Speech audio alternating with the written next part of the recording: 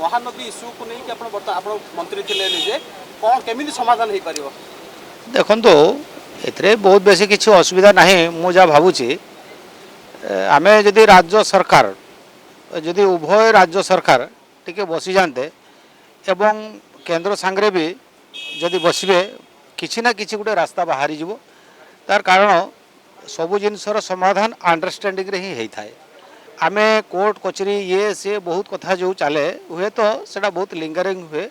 आउ से कारण भी आमे केवल महानदी इश्यू नुहे सारा भारत वर्ष रे एमती अनेक जिनस अच्छी जोटा कि पेंडिंग होकर अच्छी तेणु मु आगु आग्रह करी कम से कम जमती कहते आमे जदि उभय राज्य अंडरस्टैंडिंग अर्थात टिके आमे टिके परस्पर जमती कौन बैंड हो टिके आमे जो जिद रे अच्छे से जिद रु टिके जदि कंप्रोमाइज आड़ को आसवा निश्चित भाव में तार समाधान हो पार मुख्यमंत्री को प्रस्ताव देवे निश्चित भाव में कारण एवं जेहेतु मुख्यमंत्री दफ्तर को जाई नाहंती एठी गोटे टेम्पोरारी गोटे ऑफिस चली विभिन्न प्रकार लोकों संगे भेटघाट होउची विभिन्न प्रोग्राम बा विभिन्न बैठक चली तेणु तांको संगे ए बाबद कथा है कि विस्तृत भाव में ए बाबद कथा है।